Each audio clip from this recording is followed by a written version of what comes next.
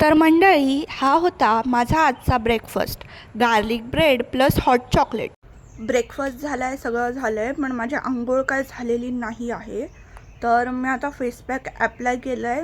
तो सुकल्यावर मी आंघोळीला जाईन, केस धुईन. सध्या माझे केस इग्नोर करा, मी अशाच वरती बांधलेत कारण का हे मास्क लावायचं होतं. मला खूप टॅनिंग झाले, खूप म्हणजे खूप टॅनिंग झाले. कसं काय मला पण नाही माहिती. मी रोजच तिने सनस्क्रीन अप्लाय करते तरी पण डिफरन्स दिसत होता हाताच्या ह्याच्यात आणि माझ्या चेहऱ्यात. तर मग बोलले फेस पॅक अप्लाय करते. तर हा फेस पॅक अप्लाय केला आहे. आता मला केसही धुवायचे आहेत, तर हे सुकल्यावर केस धुते, आंघोळ करते. ब्रेकफास्टची रेसिपी हवी असेल तर माझ्या दुसऱ्या चॅनलवर अपलोड केलेली आहे, गार्लिक ब्रेड अँड हॉट चॉकलेटची. ती नक्की चेक करा. अजून काय, अजून भेटू आपण पुढे. तर आता माझी आंघोळ तर झालेली आहे, केस पुसायचे आहेत. केस थोडेसे ओले आहेत, ते मी आता पुसते. आणि ग्लो बघू शकता तुम्ही चेहऱ्यावरचा माझा. ग्लो म्हणजे त्वचा एवढी ग्लोई नाही झाली आहे, पण मला थोडासा टॅन रिमूव्ह झालेला वाटतोय. जर तुम्हाला हे माझं फेस मास्क बघायचं असेल कुठलं आहे, कसं आहे, कसं वापरते, तर ते माझ्या व्लॉगिंग, हा जो व्लॉग होता त्यावाल्या व्हिडिओत आहे, तर तुम्ही नक्की चेक करा. येस. तर हे सगळं झालेलं आहे. आता मी थोड्या वेळात जेवीन, ते पण तुम्हाला दाखवते. आज आय थिंक कोलंबी भात आहे, माय फेवरेट. आय लव कोलंबी भात. तर तो हे करीन.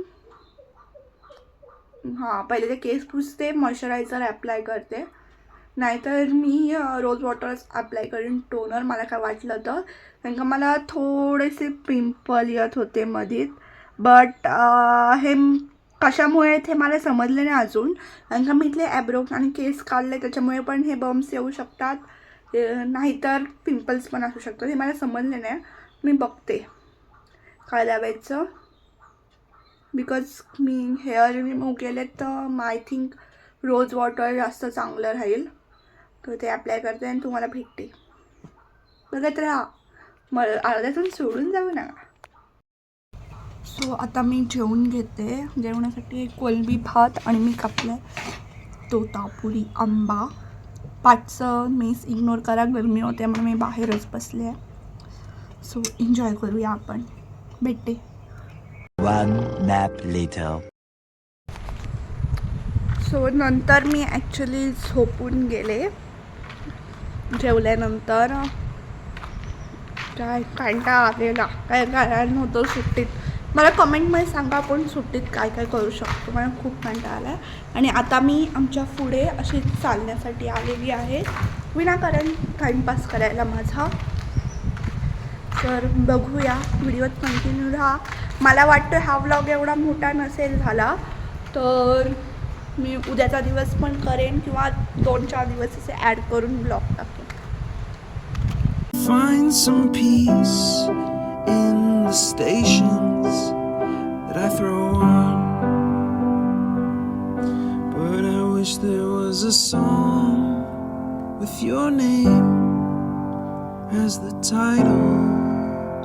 Oh yeah, I wish there was a song with your name as the title.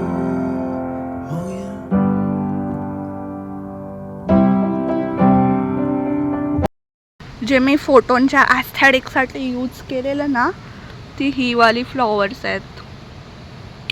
किती प्रिटी आहेत ना. तर मी ह्या बेंचवर बसले आहे कारण का खूप चांगली हवा येत आहे, खूप बरं वाटते आहे, खूप मस्त गार हवा येत आहे, म्हणून इथे बसले आहे. थोडा वेळ बसते, काम करते, टाईमपास करते आणि मग जाते. सध्या हा बेंच, तुम्हाला ह्या बेंचची कहाणी, ह्या बेंचबद्दल मी केलेली व्हिडिओ बघायची असेल तर पाठची व्हिडिओ जाऊन बघा, Q&A वाली. सगळं काही समजेल माझ्याबद्दल. चलो बसते थोड्या वेळ. R is for rain.